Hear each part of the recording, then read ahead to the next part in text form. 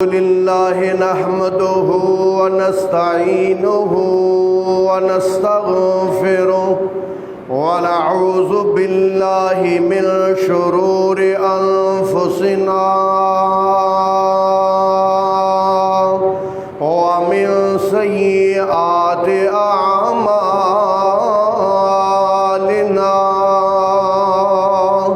من يهده الله فلا مضل له ومن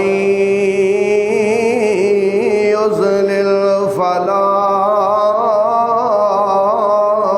هادي له وأشهد أن لا إله إلا الله وحده لا شريك له وأشهد أن محمدًا عبده ورسوله أما بعد فإن خير الحديث كتاب الله وخير الهدي هدي محمد صلى الله عليه وسلم وشر الأمور محدثاتها وكل محدثة بدعة وكل بدعة ضلالة وكل ضلالة في النار. أعوذ بالله السميع العليم من الشيطان الرجيم. قال الله تبارك وتعالى في كلامه المجيد والفرقان الحميد: ومن يطع الله ورسوله فأولئك مع الذين أنعم الله عليهم من النبيين والصديقين والشهداء والصالحين وحسن أولئك رفيقا.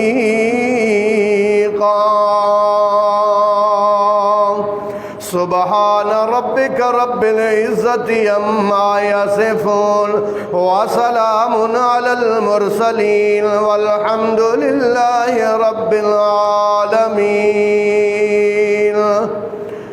قابل صد احترام سامعین کرام، معززات و محترمات، ماؤں بہنوں اور بیٹیوں، ہم ہر نماز میں اللہ پاک سے کئی بار کہتے ہیں اہدنا الصراط المستقیم، یا اللہ ہمیں سیدھی راہ پر چلا، صراط الذین انعمت علیہم، یا اللہ ان لوگوں کے راستے پر چلا جن پر تیرا انعام ہوا.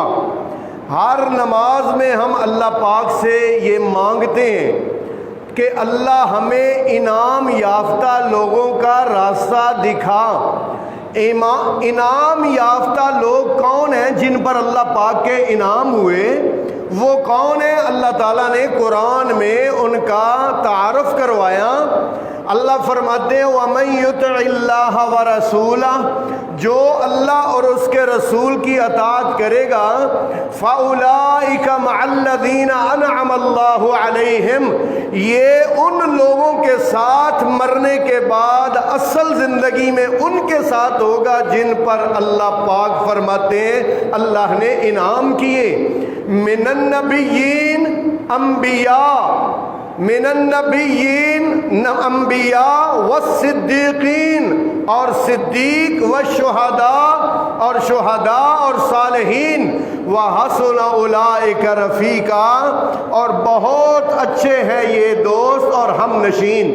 قابل احترام دوستوں، ہم جو انعام یافتہ لوگوں کا راستہ مانگتے تو یہ تو ہو نہیں سکتا کہ ہم نبی بن جائیں کیونکہ کوئی بندہ جتنی بھی محنت کرے، اللہ کی عبادت کرے، تہجد پڑھے، اللہ کا ذکر کرے، جتنی محنت کرے، لیکن نبی نہیں بن سکتا۔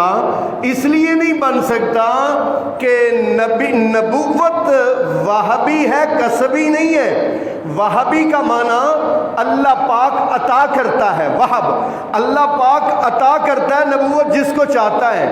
کسب کا معنی ہوتا ہے محنت کر کے، کوشش کر کے، اللہ کی عبادت کر کے کمانا، اللہ کا قرب حاصل کرنا۔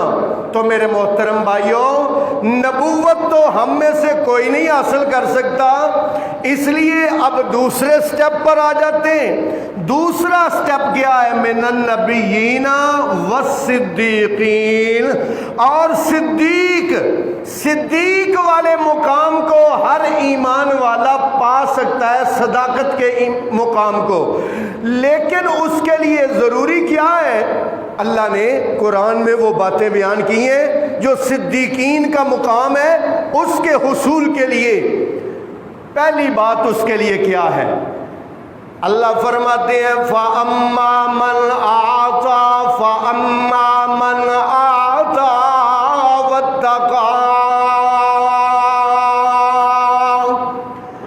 جو کوئی آتا دے، جتنے پیسے کمائے ہیں، محنت سے کمائے ہیں، رات بھر مزدوری کر کے کمائے ہیں، دن بھر پسینے سے شربور ہو کر کمائے ہیں، آتا پھر اللہ کی راہ میں دے دیے ہیں، الذی یؤتی مالہ یتزکیٰ، وہ جو اپنا پیسہ دیتا ہے تاکہ اللہ اس کو پاک کر دے۔ اللہ پاک فرماتے فَأَمَّا مَنْ أَعْطَى، مر جو کوئی دے اللہ کی راہ میں، پیسے دینے سے پاکی آتی ہے، قربانیاں کی ہیں، پیسے قربان کیے ہیں اللہ کو راضی کرنے کے لیے، اللہ کا قرب حاصل کرنے کے لیے، اللہ سے اپنی محبت کا اظہار کرنے کے لیے کہ یا اللہ میں تیرے لیے قربانی کر رہا ہوں۔ اللہ اکبر۔ میرے محترم بھائیوں، اللہ کی راہ میں پیسہ خرچ کرنا، مال خرچ کرنا، یہ اللہ تعالیٰ کو بڑا پسندیدہ عمل ہے، اتنا پسندیدہ عمل ہے کہ مالک نے قرآن مجید میں اس کا بار بار تذکرہ کیا ہے۔ اللہ رب العالمین فرماتے ہیں الذین ينفقون اموالهم باللیل والنہار سرا وعلانیہ، وہ جو اپنا پیسہ خرچ کرتے ہیں لیلی رات کو، والنہار دن کو، سرن پوشیدہ، اعلانیتاً اعلانیہ، اللہ رب العالمین نے خرچ کرنے کو، اللہ اکبر، اور جو خرچ کرنے والے تھے مثالیں اللہ پاک نے ان کی ہمارے لیے بیان کی ہیں۔ نبی پاک صلی اللہ علیہ وسلم غزوہ تبوک کے لیے تیاری کر رہے ہیں، پھل پکے ہوئے ہیں اور مسلمانوں کے پاس کوئی اتنا مال و منال نہیں ہے، سواریاں نہیں ہیں، اسلحہ نہیں ہے، لڑنے کے لیے سامان نہیں ہے، لیکن لڑائی دنیا کی سب سے بڑی سپر پاور سے ہے، بڑی سپر، اس وقت کی سپر پاور سے لڑائی کرنے کے لیے جانا ہے۔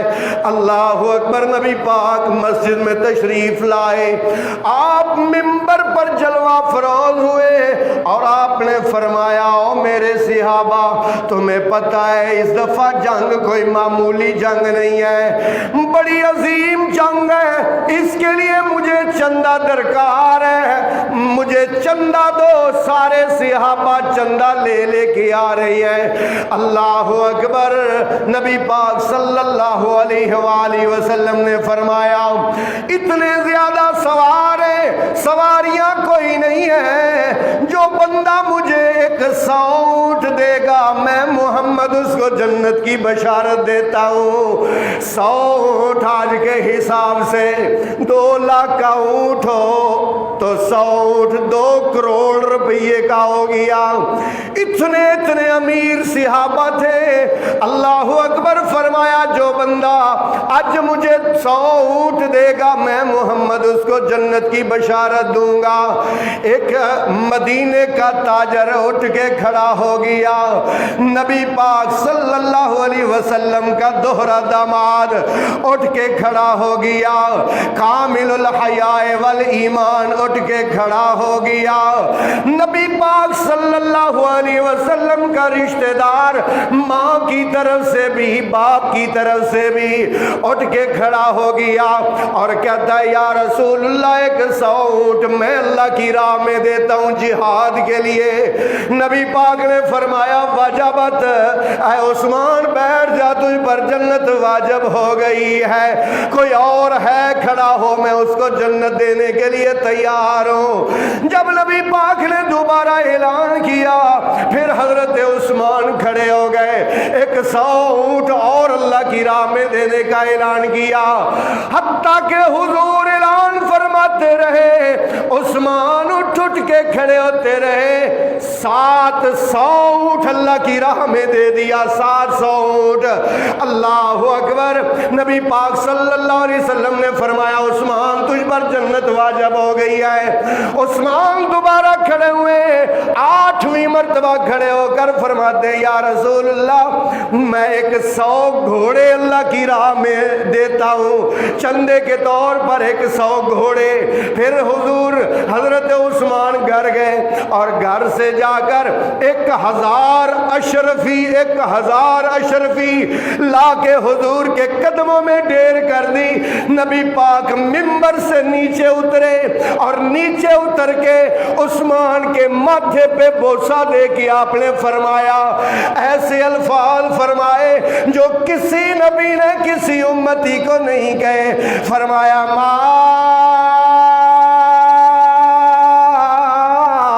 जर्रा उस्मान मिला बादल यौम कत। ऐ उस्मान आज के बाद तू एक नेकी भी ना करे मैं मोहम्मद तुझे जन्नती होने की गारंटी देता हूँ। अल्लाहु अकबर। फाम्मा मन आता वत्तका। अल्लाह फरमाते हैं फाम्मा मन आता जो देता है और कैसा देता है अल्लाह अकबर। तेरे और मेरे आका इमामुल अंबिया हजरत मोहम्मद मुस्तफ़ा सल्लल्लाहु अलैहि वसल्लम के पास एक सवाली आ गया। आके कहता है हुजूर बच्चे भी भूखे हैं हूँ भी मकरूज कारोबार भी कोई नहीं है काम भी कोई नहीं है कुछ मुझे मेरी मदद कीजिए। आपने फरमाया मेरे पास तो कुछ नहीं है लेकिन मैं तुम्हें एक ऐसे बंदे के पास भेज देता हूँ जाके मेरा नाम लेना वो कुछ ना कुछ तेरी मदद जरूर करेगा। हजरत उस्मान के घर का एड्रेस बता दिया। ये सवाली हजरत उस्मान के दरवाजे के करीब चला गया। जब अभी दरवाजा नॉक करने लगा था अंदर से आवाजें आ रही थी लड़ने की लड़ाई की आवाजें आ रही थी। दरवाजा नॉक करने से पहले इसने आवाज सुनी। आवाज क्या आ रही है? मियाँ बीवी लड़ रहे हैं। हजरत उस्मान अपनी बीवी से लड़ रहे हैं और लड़ाई किस बात पर हो रही है? लड़ाई इस बात पर हो रही है हजरत उस्मान अपनी बीवी को डांट रहे हैं। ओए अल्लाह की बंदी रात तूने दिए में बत्ती बड़ी डाल दी है अगर ये बत्ती छोटी डाल देती तो सारा तेल जाया तो ना होता। हमने रात कौन सा मोती परोने थे अल्लाह की बंदी छोटी बत्ती डालती ये देख दिए का सारा तेल ही जल गया है। बंदे ने सोचा ये बंदा तो अपनी बीवी को दिए की बत्ती बड़ी डालने पर डांट रहा है इसने मुझे क्या देना है। ये वापस चला गया और जाके कहता है या रसूलल्लाह किसी और के पास भेज दीजिए کیوں اس نے جواب دے دیا ہے؟ نہیں یا رسول اللہ جواب تو نہیں دیا، لیکن میں نے اس کی باتیں سنی ہیں، وہ تو اپنی بیوی کو بڑی بتی ڈالنے پر ڈانٹ رہا تھا کہ دیے کا سارا تیل جل گیا ہے، وہ تو اپنی بیوی کو ڈانٹ رہا تھا، اس کنجوس نے مجھے کیا دینا ہے؟ آپ نے فرمایا تم جاؤ تو صحیح، دروازہ نوک تو کرو، میرا نام تو لو، پھر دیکھتے ہیں کیا کرتا ہے۔ یہ سوالی دوبارہ چلا گیا اور جا کر دروازہ نوک کیا۔ جب دروازہ نوک کیا حضرت عثمان باہر آئے، فرمایا کیا بات ہے؟ کہنے لگا حضرت جی مجھے اللہ کے رسول نے بھیجا ہے، میں بڑا پریشان ہوں، کھانے کو کچھ نہیں ہے، بچے بھی بھوکے بیٹھے ہوئے ہیں، مقروض بھی ہوں، میرے لیے میری کوئی مدد کیجئے۔ حضرت عثمان اندر گئے، اندر سے جا کر 3000 اشرفی لا کے اس مانگنے والے کو دے دی۔ 3000 اشرفی۔ یہ کہتا ہے یار بات تو سنو، ایک مجھے بات تو بتاؤ، گھر میں تو تم بتی پر لڑ رہے تھے، گھر میں تو تم بتی پر لڑ رہے تھے، اور مجھے اتنا دے دیا ہے کہ اگر میں پورا سال بیٹھ کر کھاتا رہوں تو کبھی ختم نہ ہو۔ یہ حضرت عثمان کہتے ہیں گھر میں میرا گھر کا مسئلہ تھا اور یہاں میرے رب کا مسئلہ ہے۔ الذی یؤتی مالہ، الذی یؤتی مالہ یتزکا وآتی المال علی حبہ، وآتی المال، اور دیتا ہے پیسہ اللہ حب ہی، اس کی محبت حاصل کرنے کے لیے، ذوی القربى والیتامی والمساکین۔ پہلی بات فاما من اعطی، جو کوئی دے دے، اور اللہ پاک نے دینے کا کتنا بڑا دل دیا حضرت عثمان کو، دینے کا۔ اللہ کرے اسی طرح اللہ ہمیں بھی دل عطا کر دے، اور اس دینے کی وجہ سے حضرت عثمان کا لقب پڑ گیا غنی، غنی لقب پڑ گیا۔ غنی کا معنی مالدار، غنی کا معنی سخاوت کرنے والا، اللہ کی راہ میں دینے والا۔ میرے محترم بھائیوں، حضرت علی رضی اللہ تعالیٰ عنہ اور حضرت نبی پاک صلی اللہ علیہ وسلم مسجد میں اکٹھے بیٹھے ہوئے ہیں۔ نبی پاک صلی اللہ علیہ وسلم نے فرمایا اے علی میں تمہیں اپنی بیٹی کا رشتہ دیتا ہوں، لیکن اس کے لیے ضروری ہے کہ تم کچھ اپنے لیے تیاری کرو، جاؤ شادی کی تیاریاں کرو۔ حضرت علی کہتے ہیں یا رسول اللہ آپ کو تو میری حالت کا پتہ ہے، میرے پاس تو مکان بھی کوئی نہیں، میرے پاس تو کاروبار بھی کوئی نہیں، میرے پاس تو یا رسول اللہ ملازمت بھی کوئی نہیں، اور گھر میں سامان اور پیسے بھی کوئی نہیں۔ نبی پاک نے فرمایا شادی کا انتظام تو تمہیں خود کرنا پڑے گا۔ حضرت علی رضی اللہ تعالیٰ عنہ حضور سے اٹھ کے گھر چلے گئے، گھر جا کے اپنا سارا سامان دیکھا، اس سامان میں سب سے قیمتی چیز وہ ایک زرہ تھی، زرہ، حضرت علی رضی اللہ تعالیٰ عنہ کی زرہ۔ حضرت علی نے دل میں سوچا یہ زرہ بیچتا ہوں اور زرہ بیچ کے میں پیسے بنا لیتا ہوں شادی کے لیے۔ حضرت علی زرہ لے کے بازار میں چلے گئے، چلتے چلتے حضرت عثمان سے ملاقات ہو گئی۔ حضرت عثمان کہتے ہیں علی خیر ہے، آج زرہ لے کے جہاد کرنے کے لیے بازار میں آ گئے ہو، زرہ لے کے بازار میں کیوں آئے ہو؟ کہنے لگا بھائی جان بات یہ ہے اللہ کے رسول نے مجھے اپنی بیٹی کا رشتہ دینے کا کہا ہے، لیکن حضور نے فرمایا کوئی تیاری کرو، میرے پاس سوائے زرہ کے اور کچھ نہیں، میں تو زرہ بیچنے کے لیے آیا ہوں، فروخت کرنے کے لیے آیا ہوں۔ اچھا بھائی بول کتنی قیمت ہے؟ حضرت علی کہتے ہیں 400 درہم، 400 درہم کی بیچنی ہے۔ حضرت عثمان نے اپنے غلام کو اشارہ کیا گیا. 400 درہم حضرت علی کو دے دیے اور زرہ خود پکڑ لی. حضرت علی کہتے ہیں کوئی بحث نہیں کی, کوئی تکرار نہیں کیا. لگتا یہ ہے کہ سودا ہمارا فسخ ہو جائے گا, سودا ہمارا کینسل ہو جائے گا. حضرت علی بیان فرماتے ہیں میں نے دل میں سوچا کیوں نہ میں یہاں سے جلدی جلدی نکل جاؤں کہ کہیں عثمان کے دل میں یہ نہ خیال آ جائے کہ زرہ میں نے مہنگی خرید لی ہے اور کہیں وہ پیسے واپس نہ لے لیں. حضرت علی کہتے ہیں میں چل پڑا, جلدی جلدی نکلا, ابھی تھوڑی دور گیا تھا تو وہی میرا خدشہ درست ثابت ہوا. پیچھے سے آواز دی اے علی میری بات سن جاؤ.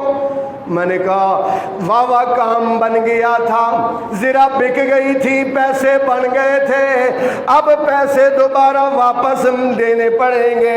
حضرت علی فرماتے ہیں میں واپس آیا, میں نے کہا جی بھائی جان.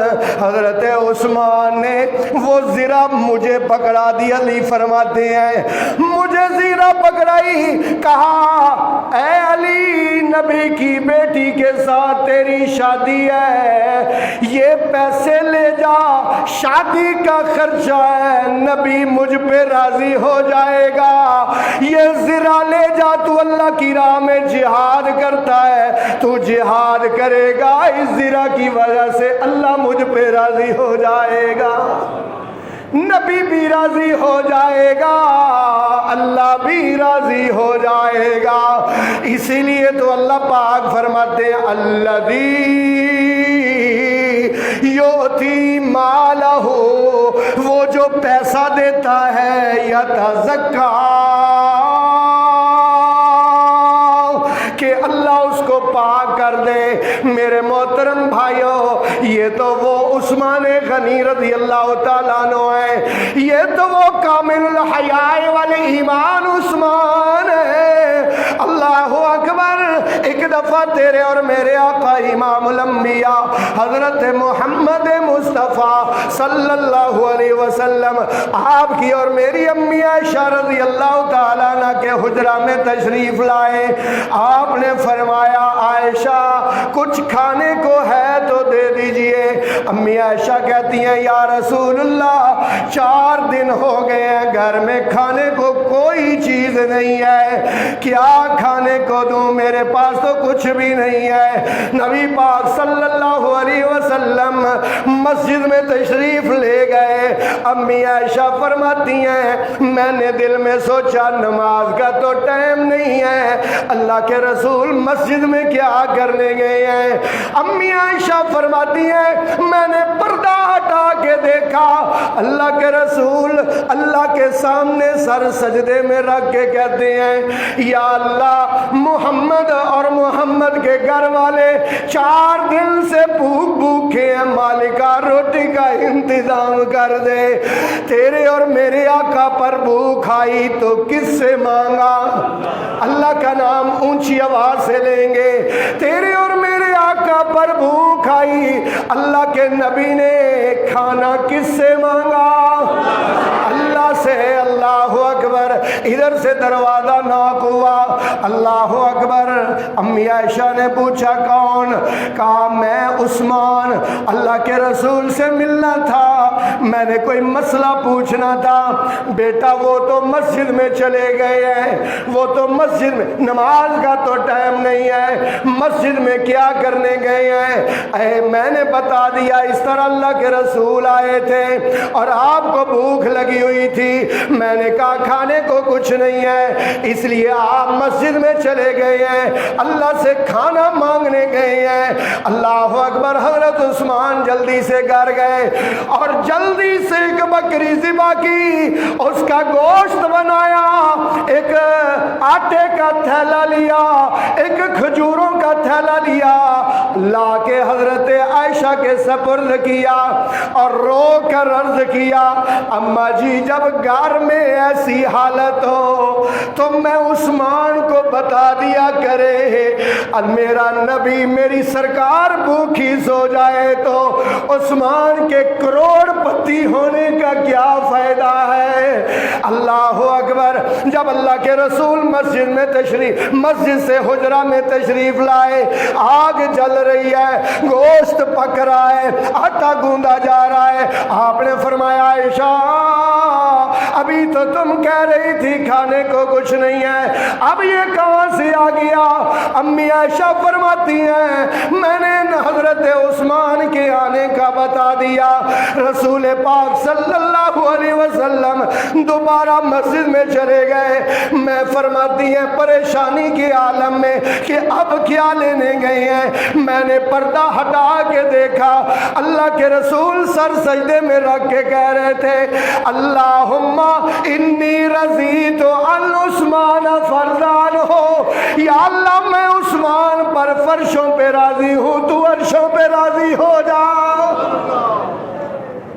الذی یؤتی مالہ یتزکیٰ، وہ جو اپنا پیسہ دیتا ہے، پیسہ خرچ کرتا ہے، فَأَمَّا مَنْ آتَى، اللہ فرماتے ہیں وَآتَى الْمَالَ، اور دیا پیسہ اللہ ہی اللہ کی محبت حاصل کرنے کے لیے، ذوی القربا قریبی رشتہ داروں کو، والمساکین مسکینوں کو، والیتامی یتیموں کو، وابن السبیل اور مسافروں کو، والسائلین اور مانگنے والوں کو، وفی الرقاب اور گردن آزاد کروانے میں۔ تو میرے محترم بھائیوں، یہ عثمان ابن عفان تو وہ عثمان ہے رضی اللہ عنہم، رضی اللہ عنہ ورضوا عنہ۔ اللہ اکبر۔ حضرت ابو بکر صدیق رضی اللہ تعالیٰ عنہ کے دور خلافت میں قحط سالی پڑ گئی، کھانے کو کچھ نہیں مل رہا تھا۔ اللہ اکبر۔ حضرت عثمان رضی اللہ تعالیٰ عنہ کے ملک شام سے تجارت کے قافلے، غلے کے قافلے آ رہے تھے۔ مدینے کے تاجروں کو پتہ چلا، مدینے کے تاجر سارے مل کے حضرت عثمان کے پاس آئے، آ کے کہنے لگے عثمان آپ نے مال بیچنا ہے، ہم آپ کے مال کے خریدار ہیں، 2% آپ منافع لے لیں اور سارا غلہ ہمیں دے دیں۔ حضرت عثمان کہتے ہیں نہیں میں نے نہیں بیچنا۔ بھائی کیوں نہیں بیچنا؟ منافع کے لیے منگوایا ہے، منافع ہم دینے کے لیے تیار ہیں۔ عثمان کہتے ہیں کوئی ایک ہے جو مجھے اس سے بھی زیادہ منافع دیتا ہے۔ کہنے لگے چلو 4% لے لیجئے، 5% لے لیجئے۔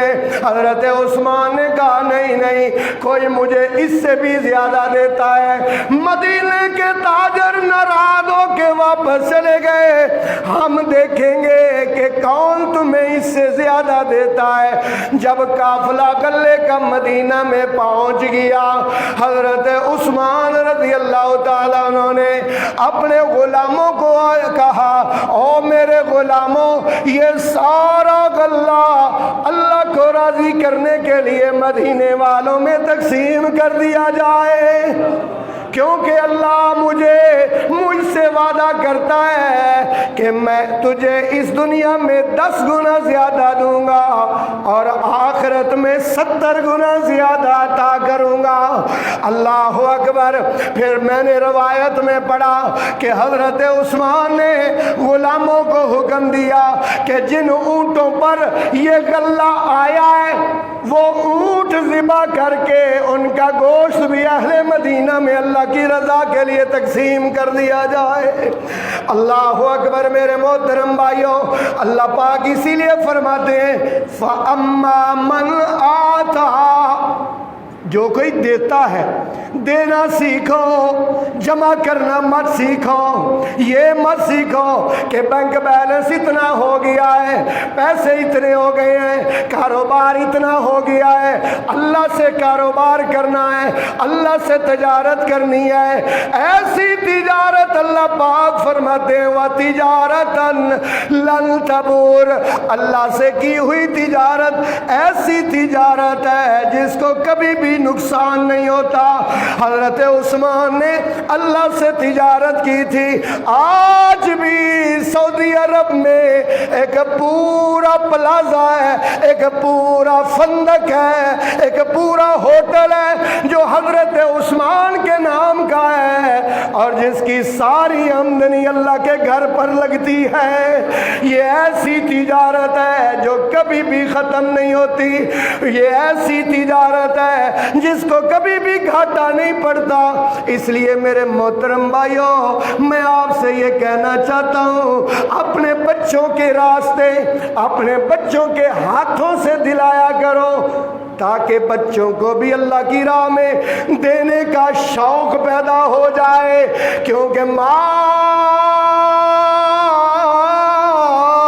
عندکم ينفد وما عند اللہ باق۔ جو کچھ تمہارے پاس ہے یہ سب ختم ہو جائے گا، اور جو اللہ کو دے دو گے باق، وہ ہمیشہ باقی رہے گا۔ فَأَمَّا مَنْ أَعْطَى وَاتَّقَى، پیسہ بھی دیا، پرہیزگاری بھی اختیار کی، تقوی بھی اختیار کیا، نیکی کا راہ بھی اختیار کیا۔ اللہ اکبر۔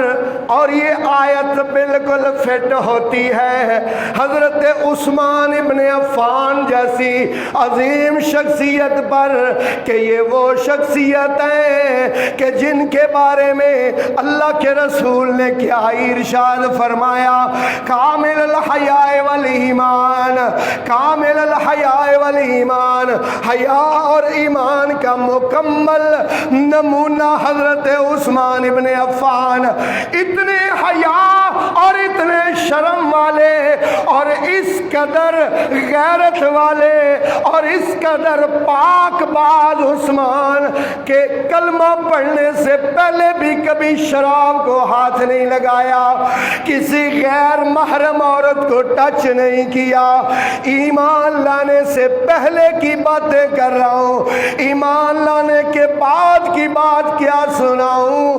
تیرے اور میرے آقا ایک حجرے میں، ایک کمرے میں تشریف فرمائے، نبی پاک صلی اللہ علیہ وسلم کے پاس بلال آیا کہ کہتے ہیں یا رسول اللہ، ابو بکر اندر آنا چاہتے ہیں۔ آپ نے فرمایا اس کو آنے دو، وَأَبْشِرُوا لَهُ بِالْجَنَّةِ، اس کو آنے دو اور ساتھ اس کو میری طرف سے جنت کی خوشخبری دے دو، جنت کی خوشخبری دے دو۔ حضرت عمر آئے، پھر حضرت نبی پاک نے یہی ارشاد فرمایا، آپ بیٹھے ہوئے تھے بالکل ریلیکس ہو کے، اور آپ صلی اللہ علیہ وسلم کی چادر مبارک پنڈلی سے ہٹی ہوئی تھی، پنڈلی سے یہاں تک ہوئی تھی۔ حضرت بلال آئے، آگے کہتے ہیں یا رسول اللہ، عثمان آنا چاہتے ہیں۔ آپ نے فرمایا ٹھہر جاؤ۔ حضور نے اپنی چادر سیدھی کر لی، اور چادر سیدھی کر کے خود سیدھے ہو کے بیٹھ گئے۔ آپ نے فرمایا عثمان کو اندر آنے کی اجازت دو، اور ساتھ جنت کی بشارت دے دو۔ اللہ اکبر۔ جب عثمان اندر آئے، تینوں بیٹھے، چاروں بیٹھے، باتیں کی، اور پھر مجلس برخاست ہو گئی۔ حضرت امی عائشہ نے پوچھا یا رسول اللہ، میرے ابو آئے آپ اسی طرح بیٹھے رہے، عمر آئے آپ اسی طرح بیٹھے رہے، لیکن جب عثمان آئے آپ نے اپنی چادر کو کیوں سیدھا کر لیا؟ حضور نے جو الفاظ فرمائے بخاری اور مسلم صحاح ستہ کی ہر کتاب میں موجود، حضور نے فرمایا افلا استحی من رجل یستحی منہ الملائکہ، عائشہ میں اس بندے سے حیا نہ کروں جس بندے سے آسمانوں کے فرشتے بھی حیا کرتے ہیں۔ کامل الحیاء والایمان حضرت عثمان۔ فاما من آتا جو دیتا ہے واتقا اور پرہیزگاری اختیار کرتا ہے۔ پرہیزگاری کا عالم کیا؟ ایک بات سنا کے اپنی بات آگے چلاؤں گا۔ جب بھی حضرت عثمان قبرستان میں جاتے تھے، قبر کے قبرستان میں جا کے وہاں بیٹھ کر گھنٹوں گھنٹوں روتے رہتے تھے۔ داڑھی حضرت عثمان کی آنسوؤں سے تر ہو جاتی تھی۔ کسی پوچھنے والے نے پوچھا عثمان قبرستان میں آ کے اتنا کیوں روتے ہو؟ عثمان کہنے لگے ان القبر منزل اول منزل من منازل الآخرہ، قبر پہ آ کے اس لیے اتنا روتا ہوں کیونکہ قبر آخرت کی منزلوں میں سے پہلی منزل ہے۔ جو اس میں کامیاب ہو گیا وہ آخرت میں کامیاب ہو جائے گا۔ عثمان گھنٹوں قبرستان بیٹھ کے روتے رہتے تھے۔ آج کس قدر افسوس کی بات ہے کہ ہمارے پاس قبرستان کے لیے ٹائم نہیں ہے، حالانکہ قبر تو ہم میں سے ہر ایک کی قبر پکار پکار کے کہتی ہے انا بیت الدود، انا بیت الوحدہ، انا بیت الوحشہ۔ او میری پشت پر پھرنے والے، میں تنہائی کا گھر ہوں، میری اور آپ کی باری آنے والی ہے۔ کبھی غور کیا کریں، کبھی قبرستان جایا کریں، قبرستان جا کے کچھ ٹائم وہاں بتایا کریں، وہاں ٹائم گزارا کریں، پتہ چلے کہ ایک دن میں نے یہاں آنا ہے۔ اللہ کے نبی نے فرمایا قلت نہیتکم عن زیارت القبور، پہلے پہلے تمہارا ایمان کمزور تھا، میں تمہیں قبرستان جانے سے منع کرتا تھا، فالآن زوروہا، اب میں تمہیں حکم دیتا ہوں قبروں کی زیارت کے لیے جایا کرو، قبرستان جایا کرو، فإنہا تزہد الدنیا، حضور نے فرمایا تاکہ تمہارے دل میں یہ احساس آئے کہ یہ دنیا کیا ہے، آخرت اور یہ میری منزل یہ ہے۔ اللہ اکبر، جیسے آخرت کی فکر کرنی ہے ضرور، آخرت کی فکر کرنی ہے ضرور، جیسی کرنی ویسی برنی ہے ضرور، روح رگ رگ سے نکلنی ہے ضرور، قبر ایک دن، میت ایک دن قبر میں اترنی ہے ضرور، کر لے جو کرنا ہے آخر موت ہے۔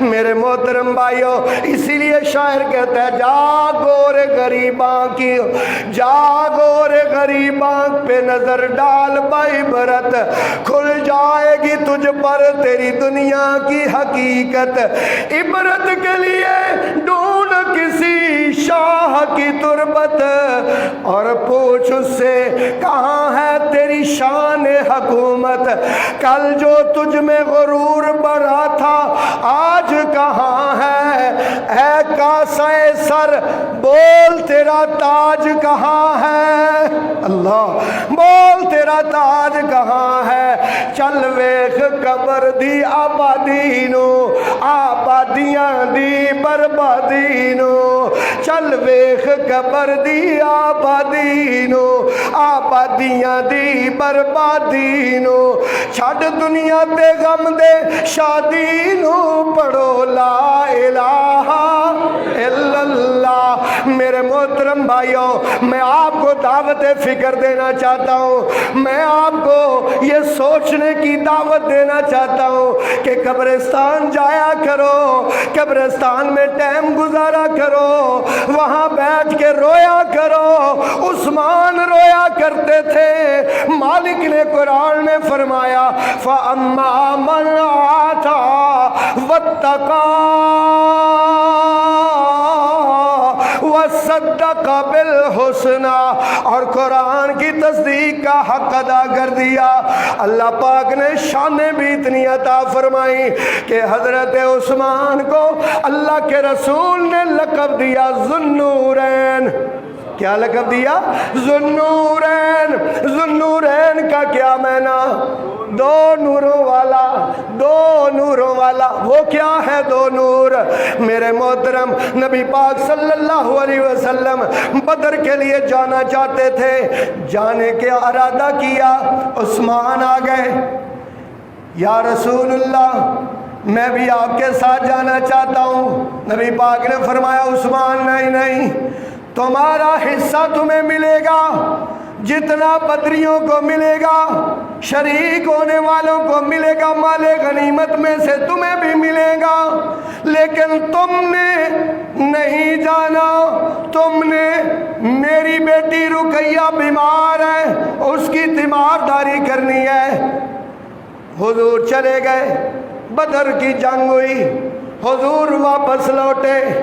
جب آپ واپس آ رہے تھے، مدینے میں ابھی داخل نہیں ہوئے کہ آپ کو خبر پہنچ گئی، آپ کو خبر پہنچ گئی کہ آپ کی بیٹی رقیہ، آپ کی بیٹی، سب نام بولیں گے، حضور کی 4 بیٹیاں، حضور کی 4 بیٹیاں، سب سے بڑی بیٹی کا نام زینب، اس سے چھوٹی بیٹی کا نام رقیہ، اس سے چھوٹی بیٹی کا نام ام کلثوم، اور اس سے چھوٹی بیٹی کا نام سیدہ فاطمہ الزہرا۔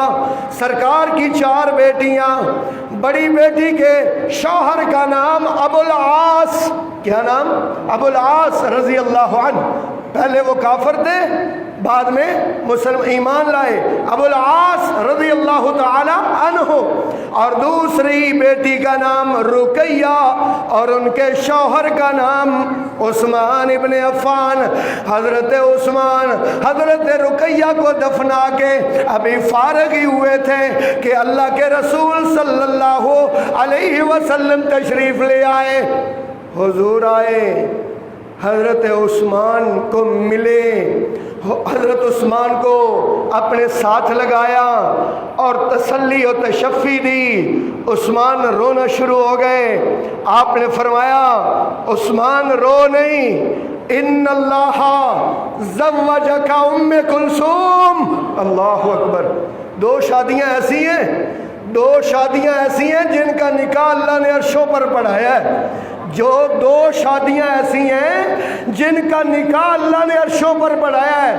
ایک نکاح حضرت عثمان کا سیدہ ام کلثوم کے ساتھ، اور دوسرا نکاح حضرت محمد مصطفیٰ کا حضرت زینب کے ساتھ۔ نہیں سمجھ آتی تو اللہ کا قرآن سورہ احزاب اٹھا کے دیکھیے، اللہ کہتے ہیں فلما قضا زید منہا وطرن زوجناکاہا۔ نہیں سمجھ آئی؟ قرآن ترجمے سے پڑھا کرو، جب مزہ نہ آئے تو گل کرے ہو، اللہ کی قسم آنکھیں کھل جائیں گی۔ قرآن پڑھنے کا مزہ ہی تب آتا ہے۔ میں تو حیران ہوتا ہوں، صحیح بات ہے، کئی دفعہ سوچتا ہوں بیٹھ کے کہ میرا بچہ جس دن سکول جاتا ہے، جاتے ہی کیا ہوتا ہے کہ قاعدہ ایک اس کو انگلش کا دے دیا جاتا ہے، اس کے شروع میں لکھا ہوتا ہے اے ایپل، ایپل میں نا سیب، بی بیٹ، بیٹ میں نا بلا، سی کیٹ، کیٹ میں نا کار، یہ سب ساتھ لکھا ہوتا ہے۔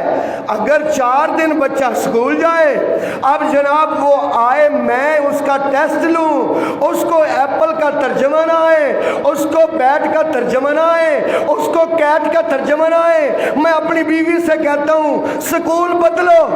بچے نو تے ہلے بلی کتے دا پتہ نہیں لگا ہے، بچے نو تے ہلے بلی کتے دا پتہ نہیں لگا، اس کو ایپل کا ترجمہ نہیں آتا۔ کس قدر افسوس کی بات ہے کہ پورا قرآن مسلمان پڑھ رہے ہیں لیکن ایک لفظ کا ترجمہ نہیں آتا۔ رمضان میں تراویحاں ہو رہی ہیں، نہ پڑھنے والے کو پتہ ہے کہ کیا کہا جا رہا ہے، نہ سننے والوں کو پتہ ہے جی، سننے والے بھی سبحان اللہ۔ وہ ایک قرات کانفرنس میں گیا نا، ایک قرات کانفرنس ہو رہی تھی، قرات کانفرنس، قاری جو زور لگا لگا کے تلاوت کرتے ہیں نا، تو وہاں ایک قاری صاحب تلاوت کر رہے ہیں، اور تلاوت کیا کر رہے ہیں نا بھائی، ادھر توجہ کرے ہو، اللہ کا قرآن سنو۔ قاری صاحب کہتے ہیں ربنا وآتهم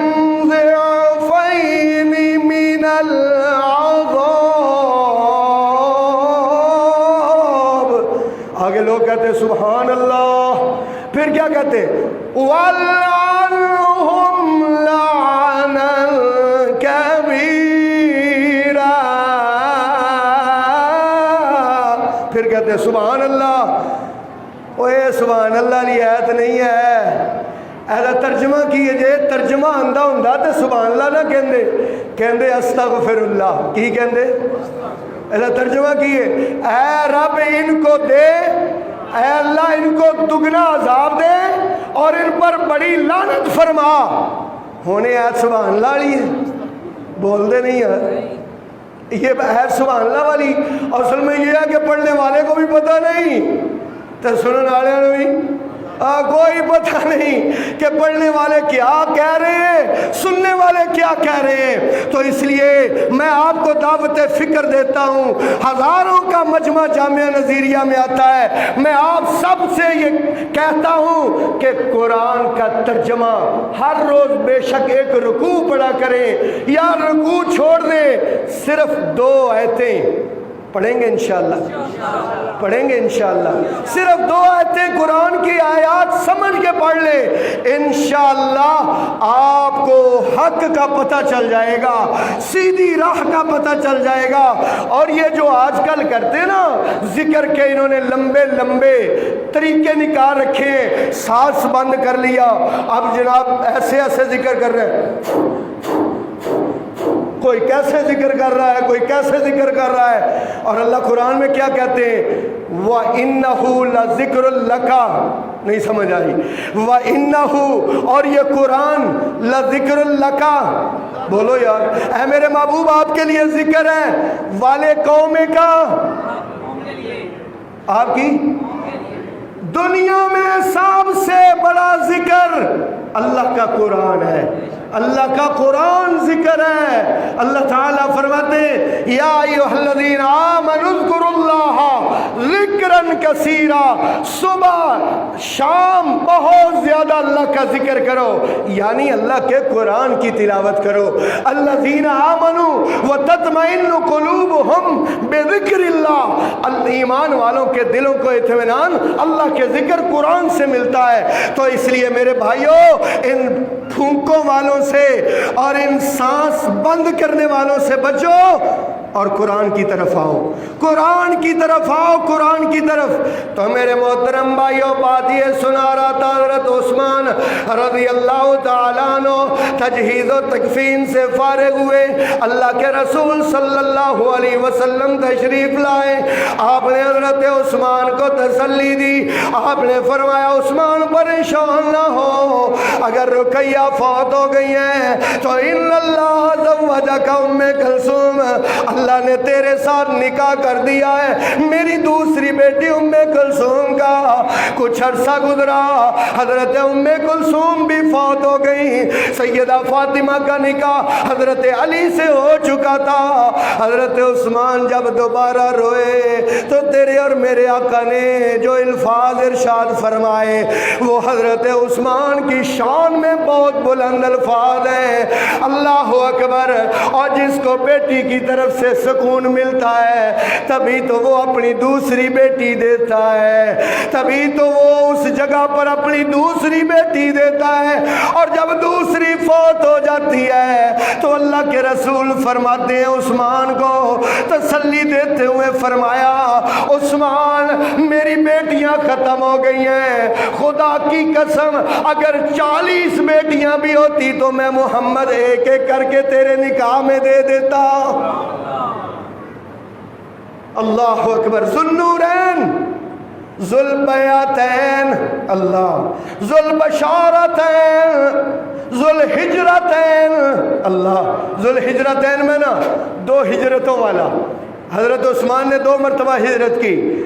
ایک مرتبہ اپنی اہلیہ کے ساتھ سیدہ رقیہ کے ساتھ ایتھوپیا حبشہ کی ہجرت کی، اور ایک دفعہ کہاں ہجرت کی؟ مدینہ میں ہجرت کی. 2 دفعہ حضرت عثمان نے ہجرت کی. ذوالبیاتین، ذوالبیاتین اس لیے کہہ رہا ہوں 2 بیتوں والا. ایک تو بدر میں شریک نہیں ہوئے، اللہ کے رسول نے شریک قرار دیا. اور ایک اور آخری بات سنانے لگا ہوں. تیرے اور میرے آقا امام الانبیاء حضرت محمد مصطفیٰ صلی اللہ علیہ وسلم نے خواب دیکھا. خواب یہ دیکھا، مدینے میں تھے آپ، کہ میں اور میرے ساتھی بیت اللہ کا طواف کر رہے ہیں، صفا مروہ کی سعی کر رہے ہیں. اللہ کے رسول صبح اٹھے، آپ نے اٹھ کے اپنے صحابہ کو اپنا خواب بیان کیا. اور نبی کا خواب میرے اور تیرے خواب کی طرح نہیں ہوتا، بلکہ نبی کا خواب اللہ کا پیغام ہوتا ہے. نبی کا خواب اللہ کا پیغام ہوتا ہے. رسول پاک نے صحابہ سے کہا، صحابہ تیاری کرو، ہم نے عمرہ کرنے جانا ہے. 1400 صحابہ عمرے کی تیاری کر کے رسول پاک کے ساتھ چل پڑے. مکے میں قبضہ تھا مکے پر مشرکین مکہ کا. مشرکین مکہ کو پتہ چلا، مشرکین نے راستے میں روک لیا، حدیبیہ کے مقام پر روک لیا اور کہا آگے آنے کی اجازت نہیں ہے. نبی پاک صلی اللہ علیہ وسلم نے مشرکین سے گل بات کرنے کے لیے، مشرکین سے ٹیبل ٹاک کرنے کے لیے، مشرکین سے مذاکرات کرنے کے لیے اپنا سفیر چنا. نام آپ لیں گے؟ بولے بولے بھائی. اور جس پہ اعتماد ہو بندہ اسی کو اپنا سفیر بناتا ہے نا. نبی پاک نے اپنا سفیر چنا، عثمان ابن عفان رضی اللہ تعالیٰ عنہ کو. حضرت عثمان گئے، بات ذرا توجہ سے سننا. حضرت عثمان مشرکین مکہ سے وہاں پر مذاکرات کرنے کے لیے گئے. پتہ چلا کہ عثمان سفیر بن کے آ رہے ہیں. بنو امیہ کے سرکردہ چودھری بندے حضرت عثمان کا استقبال کرنے کے لیے آئے. استقبال کرنے کے لیے کہ چودھری بندہ ہے، امیر بندہ ہے، لین لاٹ بندہ ہے، ارب پتی بندہ ہے، استقبال کرنے کے لیے آئے. حضرت عثمان کی شلوار نصف پنڈلی تک، ادھر میری طرف دیکھو، نصف پنڈلی تک شلوار ہے. ابان ابن سعید کہتے ہیں یہ بھی بنو امیہ کے چشم و چراغ ہیں. کہتے ہیں عثمان بڑے بڑے چودھریوں سے، سرداروں سے تیری ملاقات ہونی ہے، اس لیے یہ شلوار تھوڑی نیچے کر لو، نیچے کر لو. بندہ معیوب لگتا ہے، ذرا شلوار نیچے کر لو. ہم خاندانی لوگ ہیں بنو امیہ کے، اس لیے شلوار نیچے کر لو. عثمان کہتے ہیں نا یہ بات دوبارہ نہ کہنا، تجھے خاندان کی عزت کی لگی ہے، مجھے محبوب کی سنت کی لگی ہوئی ہے. انشاءاللہ شلوار ٹخنوں سے اوپر رکھیں گے سب انشاءاللہ. عثمان کی سنت ہے، رسول اللہ کا حکم ہے، رسول اللہ کا حکم ہے کہ جو بھی مومن ہے، جو بھی مسلمان ہے، جو بھی میرا کلمہ پڑھنے والا ہے، اس کی شلوار، اس کی پینٹ ٹخنوں سے اوپر ہونی چاہیے. ما کانا کا ما کانا اسفل الکعبین فہو فی النار. نبی پاک نے فرمایا جتنی شلوار پینٹ ٹخنوں سے نیچے ہوگی، میں نہیں کہہ رہا، حضور نے فرمایا اتنی جگہ فی النار، جہنم میں جائے گی، جہنم میں. ہمارے یہاں کیا ہے، ہمارے یہاں ٹرینڈ بنا ہوا ہے، مسیطے آئے نماز پڑھنے واسطے تے دوا دوا نہیں کر لیا یعنی اللہ اکبر تے مسیطوں باہر نکلے تو فٹافٹ تھلے کر لے. نہیں نہیں نہیں، انشاءاللہ ہمیشہ شلوار ٹخنوں سے، انشاءاللہ ہمیشہ شلوار ٹخنوں سے اوپر رکھنی ہے. تو میرے محترم بھائیو، حضرت عثمان وہاں گئے، مذاکرہ شروع ہوئے. مذاکرہ شروع ہونے سے پہلے ہی مشرکین نے کہا عثمان بات یہ ہے تم ایک خاندانی بندے ہو، بنو امیہ کے چشم و چراغ ہو، ایک بڑے اچھے بندے ہو. بات یہ ہے تمہیں ہم اجازت دیتے ہیں، تم بیت اللہ کا طواف بھی کر سکتے ہو، تم صفا مروہ کی سعی بھی کر سکتے ہو، تمہیں ہماری طرف سے عمرہ کرنے کی پوری اجازت ہے. باقی بات رہی اللہ کے رسول کی اور تمام لوگوں کی، مسلمانوں کی، ان کو ہم عمرہ کرنے کی کبھی اجازت نہیں دے سکتے. حضرت عثمان کھڑے ہو گئے اور فرمایا اللہ کی قسم میں عثمان اس وقت تک بیت اللہ پر نظر بھی نہیں ڈالوں گا جب تک کہ میرے آقا تشریف نہیں لائیں گے. اللہ اکبر. उधर मुसलमान बैठे हुए हैं, हुदैबिया के मुकाम पर खबर पहुंच गई कि नाउज़ुबिल्लाह हज़रत उस्मान को शहीद कर दिया गया है। तेरे और मेरे आका इमामुल अंबिया को बड़ा दुख पहुंचा। नबी पाक सल्लल्लाहु अलैहि वसल्लम ने फरमाया, इन्होंने मेरे सफ़ीर को कत्ल किया है। हम तो उम्रे की नीयत से आए थे, हथियार नहीं लेके आए थे, जंग करने नहीं आए थे, लेकिन अब सूरत हाल बदल गई है। बगैर हथियारों के, बगैर तलवारों के, बगैर ज़िरा के, बगैर घोड़ों के, आओ मेरे हाथ पर बैत करो। तब तक मदीने वापस नहीं जाएंगे जब तक के हज़रत उस्मान के खून का बदला नहीं ले लेंगे। अल्लाह अकबर, किस कदर अजीम है हज़रत उस्मान। नबी पाक दरख्त के नीचे बैठ गए, 1400 सहाबा ने बैत की, 1400 सहाबा ने हुजूर के हाथ पर बैत की कि तब तक वापस नहीं जाएंगे जब तक के उस्मान के खून का बदला नहीं लेंगे। आसमानों से जिब्रील सूरह फतह लेके नाज़िल हुए। कहो सुभान अल्लाह। कभी इस कॉन्टेक्स्ट में आप सूरह फतह का तर्जमा पढ़े ना, खुदा की कसम लज्जत ही आ जाती है। लो भाई एक का आयत सिर्फ पढ़ देता हूँ क्योंकि मेरा टाइम खत्म हो गया। अल्लाह फरमाते हैं, लक़द रज़ियल्लाहु अनिल मुमिनीना इज़ युबायिऊनका तहत शजरा। ऊंची आवाज से सुभान अल्लाह कहो यार। कुरान सुन के भी सुभान अल्लाह नहीं कहोगे तो कब कहोगे? लक़द रज़ियल्लाह, अल्लाह राजी हो गया, अनिल मोमिनीना, उन मोमिनों से, इज़ युबायिऊनका तहत शजरा, जब एक दरख्त के नीचे बैठ के ये मोमिन सारे बैत कर रहे थे। फ़अलिमा मा फ़ी कुलूबिहिम, फ़अलिमा, अल्लाह को पता है, माफ़ी कुलूबिहिम, इनके दिल में क्या है। ये मरने के लिए तैयार है, उस्मान की खातिर अपनी जान देने के लिए तैयार है। मैं इनके दिल को जान गया हूँ, इस जानने की वजह से लक़द रज़ियल्लाह, और उस्मान की वजह से जिन्होंने बैत की अल्लाह उन पे राजी हो गया, तो उस्मान की शान के क्या कहने।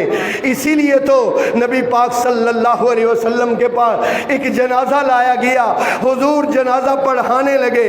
पढ़ाने से पहले आपने फरमाया, यार मैं इस बंदे के बारे में जानता नहीं हूँ, कोई जानता तो बताए ये बंदा कौन है। एक बंदा कहने लगा, या रसूलल्लाह बंदा ईमानदार है, बंदा नमाजी है, बंदा नेक है, लेकिन एक बात है, ये हजरत उस्मान से दिल में बुग़्ज़ रखता था, हजरत उस्मान से दिल में बुग़्ज़ रखता था।